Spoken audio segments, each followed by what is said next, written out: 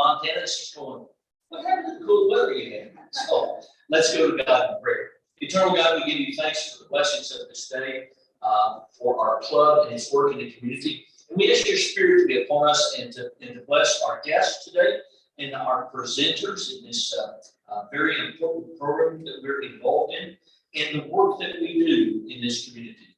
We ask also that you bless this food that is before us, take it to the nourishment of our bodies, and keep us in your peace. In the name of Christ, amen. Amen.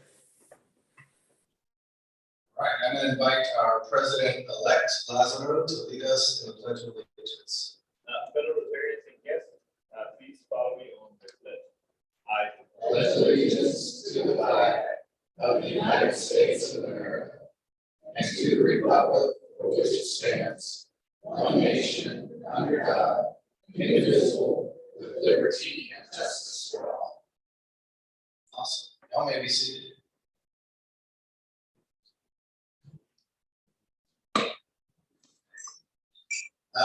Let's see. Oh, good, Bobby. Bobby, would you be willing to introduce our guests? We have a number of them tonight.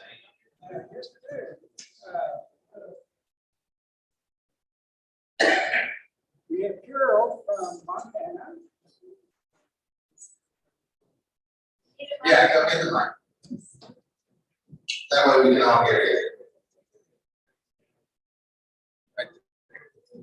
We have Carol from Montana, and she is the sister of John and Irving. Sister-in-law. Then we have Irving and Shalini Naidu.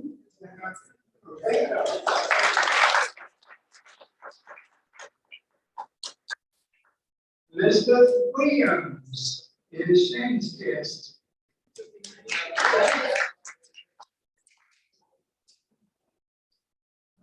He's, what's your last name? Four-way, okay? He's going to be a prospective new member for our club.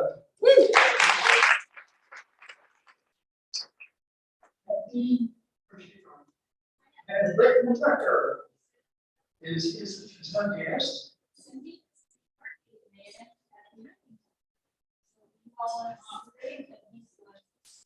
Oh, that was you.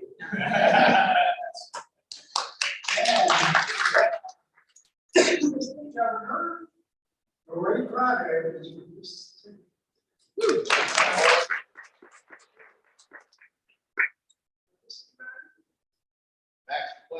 I'm not a cat.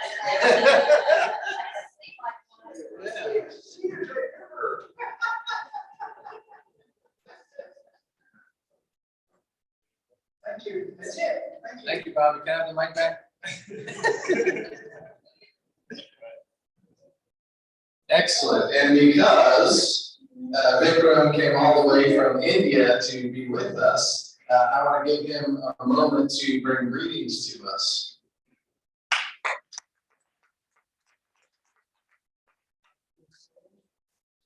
Very good afternoon to everyone.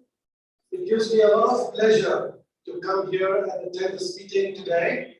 We are visiting our son who lives in Las Colinas, and this was our first visit after the pandemic.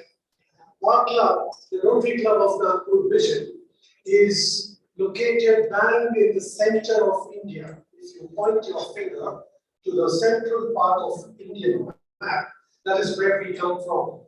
It's a very warm city with about 4 million population. I have been a Rotarian since 1995. I am the immediate past president. My lady spouse Shalini is with me here today. A little about what happens in Rotary in India. Rotarians are motivated a lot. We do a lot of work with the community. We do a lot of work in these 7 areas of service: sanitation, community, medicine, medical, literacy, water, and 7 areas, something where we take a lot of passion and we do a lot of work. And believe me, there is a lot of work to be done from the country we come from. In the United States, we see that Rotarians are also a committed group of people. But we would ideally like to reach out and develop partnerships with Rotary clubs here to extend a helping hand to those underprivileged from countries in the eastern part or in the Asian region, largely India. It was good fun the whole of last year, especially after the pandemic when everybody started coming out of their homes. And we also believe in hard work and a lot of good fun. So our fellowships, they normally are around the festivals. And India is a country of festivals. There's a lot of color, a lot of music, a lot of good food, and friendship or fellowship. So that is what we also believe in our club. Having said this, if any of you would like to know more about our club and our life in India or the way Rotary works in India, you're most welcome to speak to me after the meeting. Thank you very much.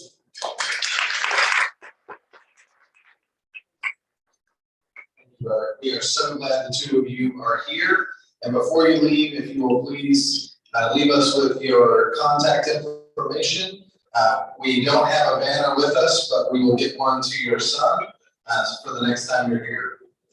So thank you so much. I also want to bring forward Elizabeth. She has an announcement for us. So please welcome her as well.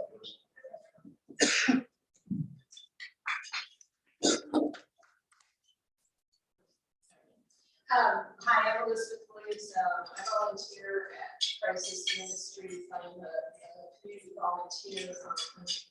Part of a group called the Alliance, and the Alliance is made up of Crisis Ministries. You know about Crisis Ministries, we provide food and financial aid for people in Irving. All Things Made New is a mentoring program for 5th through 12th graders and also teen mothers, and it's for positive youth development and mentoring and character development, trying to keep them on track. And then the main place, a lot of people know about the main place, they call themselves a retail store without a cash register. Great about that, right? But they give, they have clothes for people who are, going to be trying to get a job, but they don't have professional clothing. They also have, we give out a lot of prom dresses. We do things for the community as far as clothing for all ages. So we're having a golf tournament on October 28th at 1:30. That's a Friday, so we work. You're probably the boss. And so we're looking for golfers and sponsors, and I've got some of these flyers on your table, so you can just do the QR code. And the friend from India said he's going to golf if he's here. If he's not here, that's an awfully long golf. But we do appreciate your support of the teams trying to get a team together from the Rotary Club, and we really appreciate that. I thank you for this announcement. Just God bless you.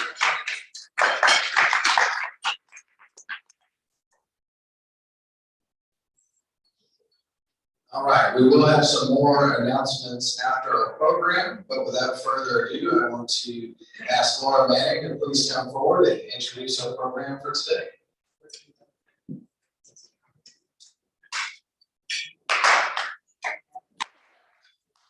All right, hi everybody, I'm Laura Manning. I'm the Senior Development Director at Canine Companions. So the program today is obviously about Canine Companions.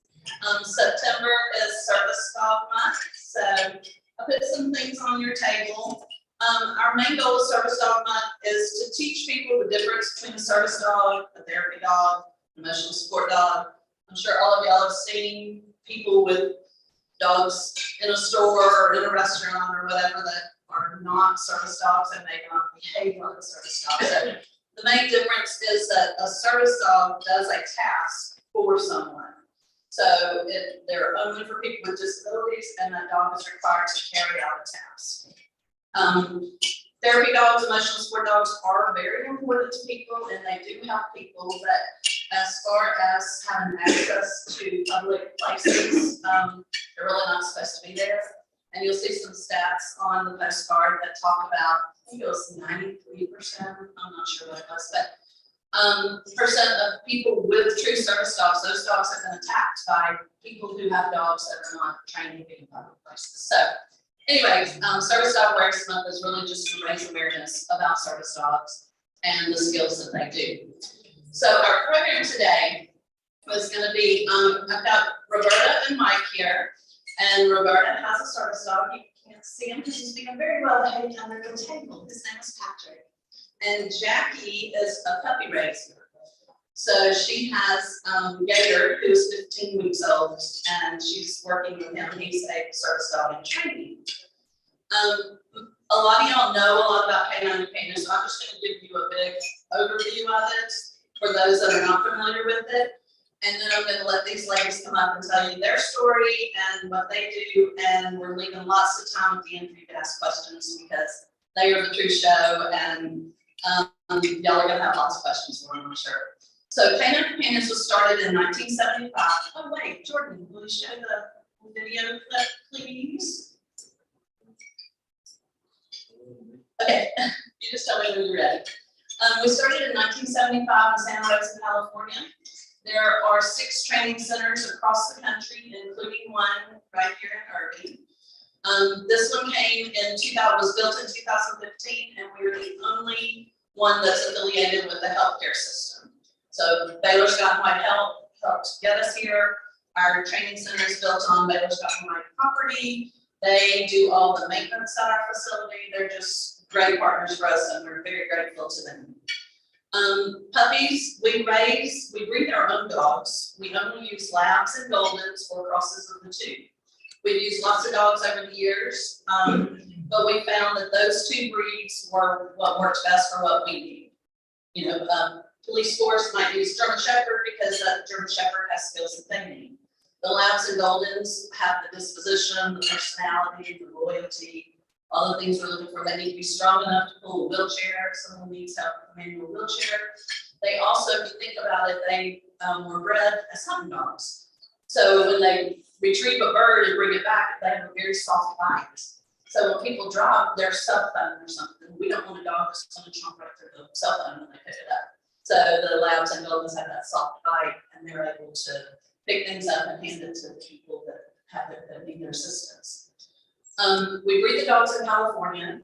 At 8 weeks old, we have volunteer breeder caretakers that take care of them for the first 8 weeks. Then they're shipped across the country to the regional training centers. Like I said, there's 6 of them. At that time, volunteer puppy raisers like Jackie get the dog at 8 weeks old, and they raise the dog for the next 18 months. They teach them about 40 commands and basic obedience. Jackie will tell you about it, but Gator is actually her 15th dog that she has raised for us. So she's our puppy raiser extraordinaire. We're very thankful to have her as part of our program. So they work with the dogs for 18 months, and then they have to turn the dog in. That's the gut wrenching part. So they turn the dog in for professional training. And at our training center, we have professional trainers that then take those skills the puppy raisers have taught them and turn it into more specific skills that people need, like picking up dropped items, opening doors, things like that. They can get medicine out of the refrigerator. There's a lot of things they can do, and Roberta will tell you more about that too. Also asked Mike to come along because I think it's important for y'all to hear not only the difference that Patrick has made in Roberta's life, but also Mike's life has been impacted by this too. So he'll share his story too. So once the dogs are professional trained, they're there for about 6 to 9 months, and then they're matched with someone with a disability. Those people come for team training. It's a 2-week process. They learn everything there is to know. It's a very intensive time, right? So they're taking tests. They're learning hygiene skills for the dog. They're working veterinary stuff. They're doing field trips, going out in public with the trainer and helping the trainers there to help them know how to redirect a dog if it's doing something it shouldn't be doing. It's a very intense 2 weeks, and then at the end, we have graduation ceremony, and the puppy raiser comes back and meets the graduate, and then they hand over the leash to the graduate. So it's a very emotional day. Our next one is November 4th. I'll remind you all about it as it gets closer, because we love for y'all to come see it. But at this point, I want them to come up and tell their stories. Jackie, you want to start? You want to do the video? I will watch the video first. Okay. It's really short.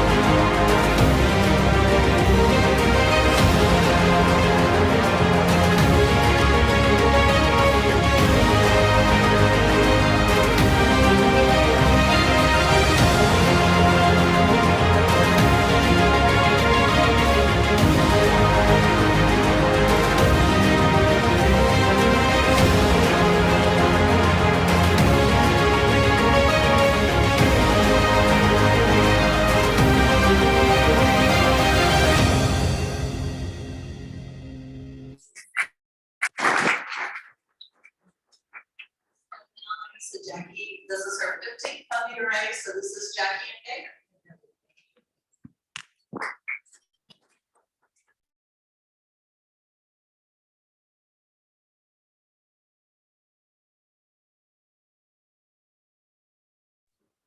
This is Mr. Gator.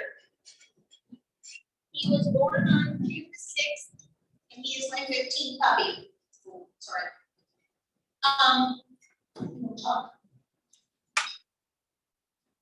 As a puppy raiser, I take an 8-week-old puppy and I raise it until it's about 16 to 18 months old. And then I give it up. And yes, I have stock in Kleenex. It's hard to do, but of the 15 that I've raised, well, one's still in professional training. He just left me in August. Mr. Rufus. So they're working with him now to make him a service dog. Here, say please, thank you. And 6 of the others have graduated. So not every dog graduates. I appreciate Canine Companions because they don't force the dog to work. If they want to chase bunnies all day, they can chase bunnies all day. They just won't be a service dog. But I have 30 commands I teach, and I work with him every day. We have a very short attention span right now. He's only 15 weeks old. Good boy. But he knows what a treat is. And that's what I do. It's an every day, every 20 minutes, we go outside so he can learn to pee outside, so she doesn't have a problem with it when Patrick's out in public. He can hold it for long periods of time, but he can't. But you guys, think about puppy raising in your retirement. That's what I did. Thank you.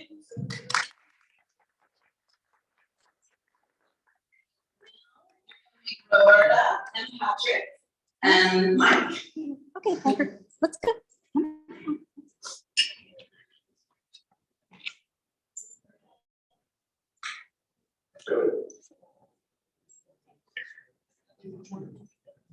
Patrick says I'll talk. Hi there, my name's Roberta, and in 2014, I was in an ATV accident and left me paralyzed from the chest on down. That's where I ended up with Patrick. Meet Mr. Patrick. Unlike the puppy, he just turned 3 years old, and I've had him since November, just last year. So we've been a team for about almost a whole year, and we're getting along really well. He has been such a blessing to me. I've had dogs in the past, and after my accident, we had a lab, but we had him down. And at that time, I really wanted another one, but I couldn't have one because I was learning how to be me in my new body.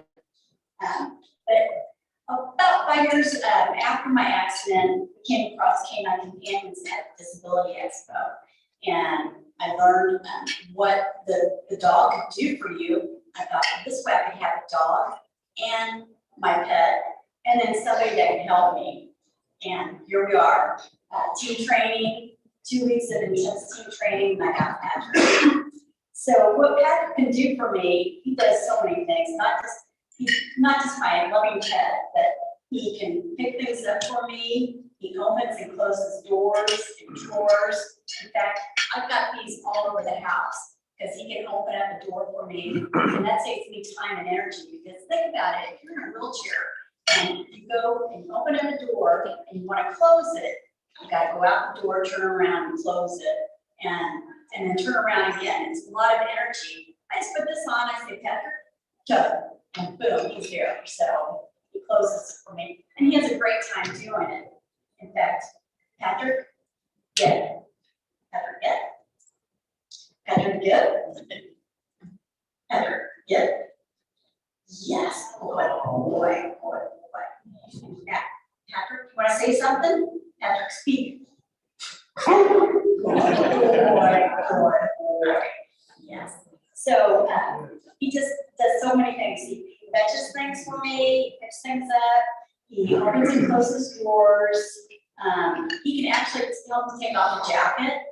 He knows how to tuck my sleeves. It just makes it really easy when I'm in my chair. Gosh, just so many things. I wrote them all down, but I'm not going to look at my paper right now. But anyway, I just want to say thank you so much for Canine Companions.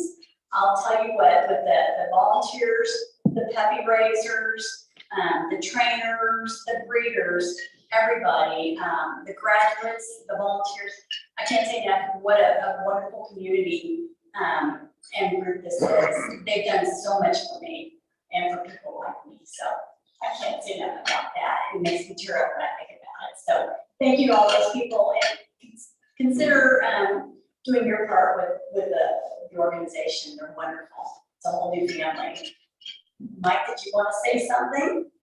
If I can teach Patrick how to cook and drive, I'll be completely replaced. He's close, so we can almost do that. So. All right. Thank you, Roberta. Thank you.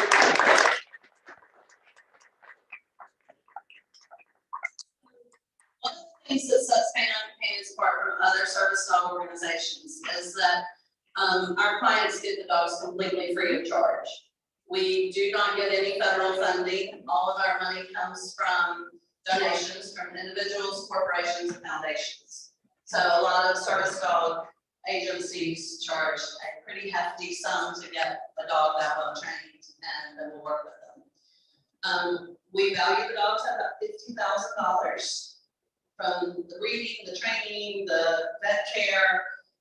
Before we place a dog, we make sure that the dog is in the utmost perfect health. So we have vets that come in and do hip and elbow examinations. We have a canine cardiologist that checks their hearts. We have a canine ophthalmologist that checks their eyes. They're really good health dogs when we get them, because we just want to make their life easier. So we don't want to give them a dog that's not in good health. So anyway, we want to save time at the end so y'all can ask these lovely people questions, or maybe if you have questions about the organization. So, does anybody have questions?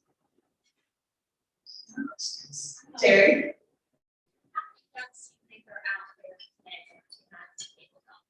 Nationally or in this region? I know in the region, I think we have 270 active canine companion dogs in our region.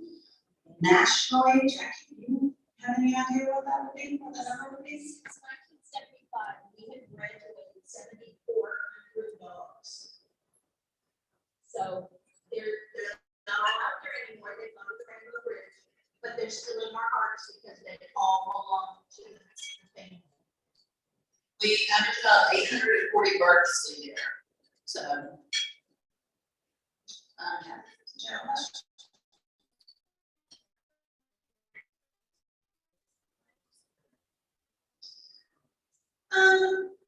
This type of dog is 10 to 12 years usually is average. And that's another thing that's different about Canine Companions is we continue to take care of the dog, to have a relationship. We help with the dogs throughout their entire working life. So we don't just hand Patrick off to them and say, okay, don't go do your thing, you know. We have recertifications to make sure the dogs are doing well. We do weight checks, they have to send in medical records. Our client services person meets with them on a regular basis to make sure everything's good. So we do follow the dog for the entire working life of the dog. So what happens with dogs that do not? Do they move into therapy dogs or what? That's a great question. We did just in the last couple of years start a therapy dog program for our dogs that do not pass the test to be a service dog. So that is one option. Puppy raisers always be the first choice of whether or not they want to adopt the dog. They'll always go back to the puppy raiser first. And most of the time the puppy raiser takes them, but a lot of times the puppy raiser has another dog already, like Jackie gets a new dog as soon as she turns 10. And it's hard for them to take on that one too. So they'll have friends or family that they'll recommend them to give it to. And we have a long wait list of people that would like to adopt one of our dogs. So, and that's another thing, our graduation rate is 55%, which is really high for service dog.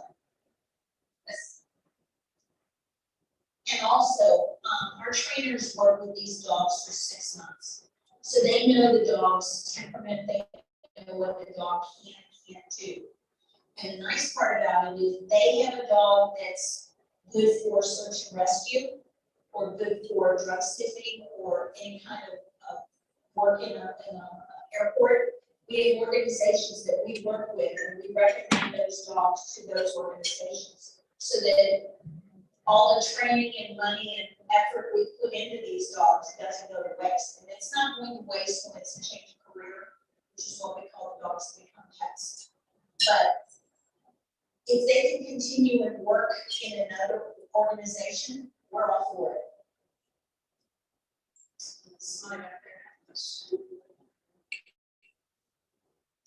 Gloria.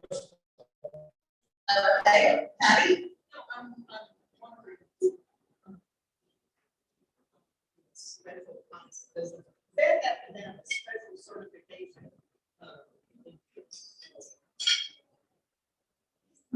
No, I can take him to the vet of my choice. However, if you know that they're a canine companion dog, I have to have all paperwork, we have specialized paperwork that they take care of. And that way, the resource center knows that we're doing what we need to do and our dog's in good shape. Does that answer your question? If I just didn't know what they're, some kind of specialization. So I actually got one of the dogs that was released from the program. I was a weekend raiser.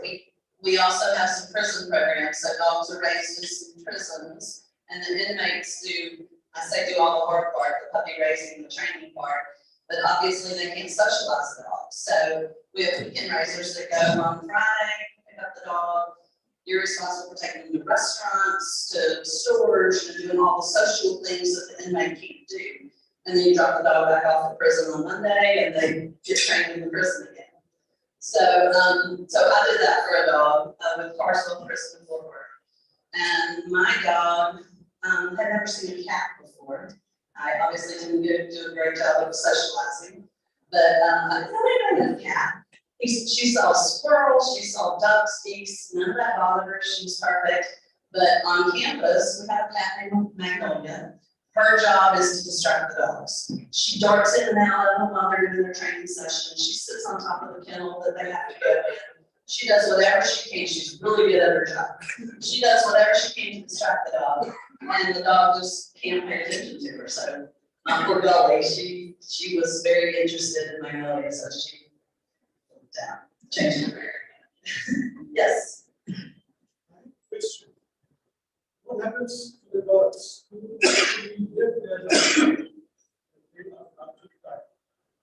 Is there any? So the client, the person who has the dog gets to decide when the dog needs to retire.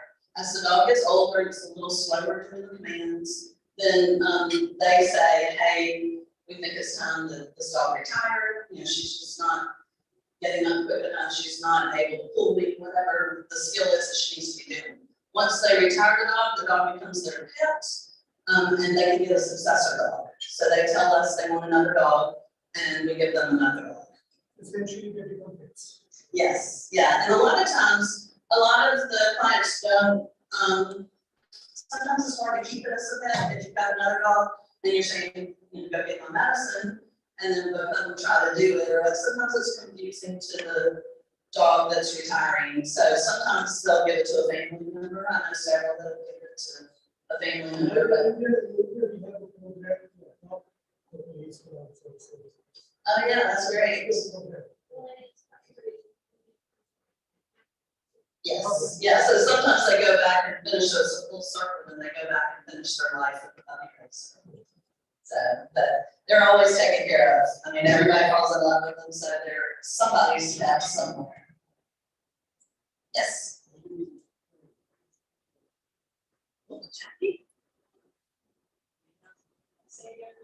It's the easiest to train, that's females. I don't do girls because I don't want to deal with the heat cycle.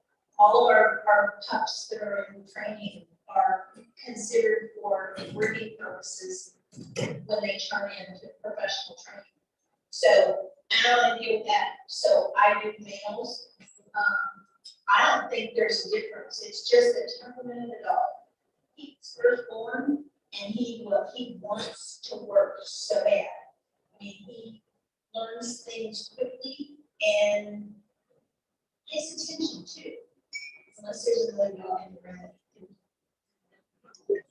We do have a research team at our national headquarters, and they do all kinds of research on things like that. And I'll have to find out if they've done one on a female. I know we ruled out, we don't do chocolate labs, because they said black labs and the yellow labs learn better than a chocolate lab. Apparently a chocolate lab gets distracted more easily.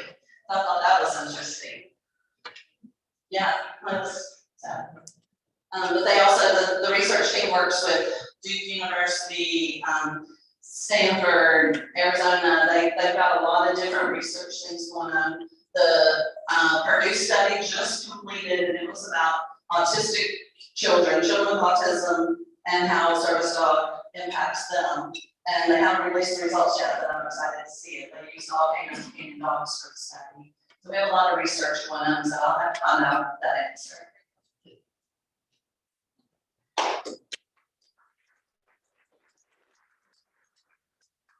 So just a couple more things. We do have Dog Fest coming up on October 1st, and it's the same day as one of Las Rose runs. So, but it's for people to bring their personal dogs, come celebrate. It's just a celebration of the human canine bond. We'd love to have you out there. It's at the Sound in Cabell. And today is North Texas Giving Day.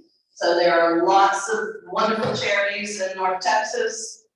Find your passion. If you feel the love, go on and make a gift to whatever your favorite charity is, and all of us would appreciate it. Thank you. Thank you, Laura.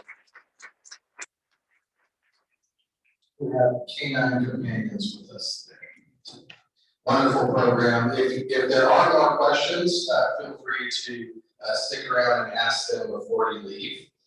We do have a number of announcements yet, and I want to invite one of our newest members forward. Heather is going to come and introduce herself officially to the club. So let us welcome her. I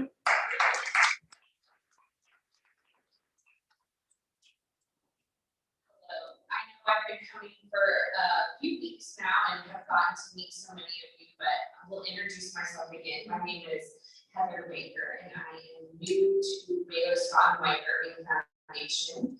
I took Laura's job previously and have big shoes to fill, so excited to have joined the team at the hospital. I work with John Drake, who I know many of you are familiar with as well. So there are a lot of exciting things going on at the hospital, but excited to get plugged in here and learn into more. So thank you for having me. Thank you, Heather. Robert, also, do you have an announcement for us? My past president and friend, Robert also. Well, that's good. Just an announcement for the club. 2 weeks ago, the past presidents met as we do every 6 months. And one of the things that we're charged with is continuing the 5-year plan of getting our president-elects to officers so that that burden doesn't fall upon the current president.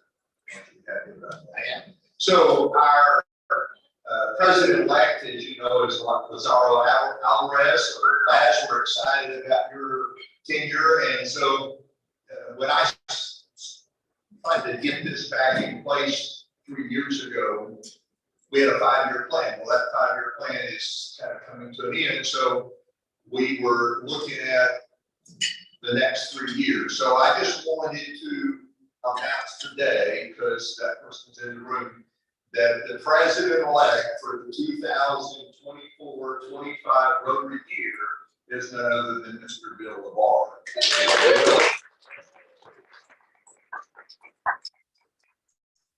Bill said yes if I'm not dead back there already. So we're praying for his health. We wanted Bill to be around a long time. Grateful for all of his years of service. Many of you probably didn't know that Bill had been president, but he was waiting for the right time, and that time is here. So Shane and Flash have an incredible president-elect. So long way for the next 2 years. Thank you. Excellent. And Dr. Bill LeVar, that means you are currently our president nominee. So you already have president nominee. First you're nominee, then you're president-elect, and then president. So we're glad and thankful to have you. Val Lozak has an update for us about Family Promise. Yeah, Val, I'll clap for you. It's great to see the nonprofits that we have in the community and the successes. We are feeding the Family Promise family this week, and I've been asked several times about the woman with the 2 daughters. And I asked her today, and she said, please let the Rotarians know that she and her girls got their apartment keys last week on Esther's Road. She got a new job in the Dallas Irving School, Dallas ISD, and she and the girls are happy. She's going to make it. Thanks to you and all the Rotarians for serving when they need us.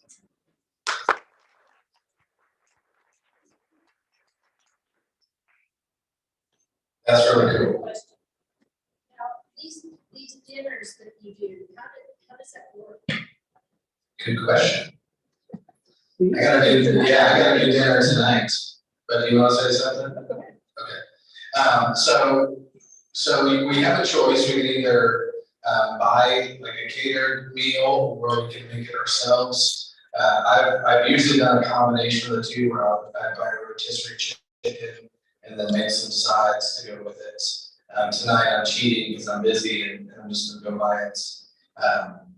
But it's a neat process, and for me the best part is getting to deliver those meals to them and find out about the family and how things are going. And they're usually very appreciative and thankful for the meals that they receive.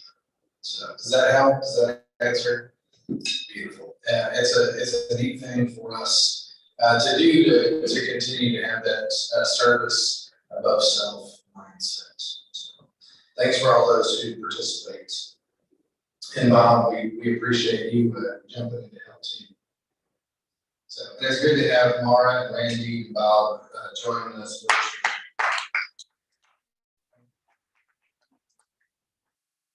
Also, this Saturday, September the 24th, from 2 to 8, is the Hometown Heroes Softball Challenge, Police versus Fire. You're welcome to join. I have some flyers if anyone wants more information. That's going to be a neat event. We will have a bunch of our Rotarians there working with other organizations. This is a big thing for Donna. It's probably why she's not here today. But I wanted to remind you of that. Gate opens at 2. It's at the University of Dallas softball field. So if you have some availability this weekend, please check that out. What other announcements do we have for the good of the club?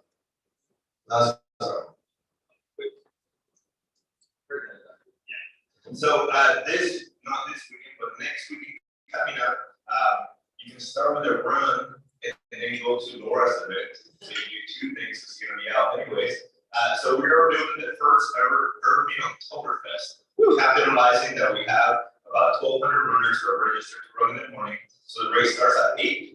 And after the race is over, we partner with the Music Factory, where we have about 4 different bands, lots of German talent. We have Kitchen 101 working both of the bars outside of the plaza with their food trucks selling German style food. We built a market with about 31 different vendors that are going to be there selling from arts and crafts to just, everything. And again, after the games go from 10 in the morning until 2 p.m.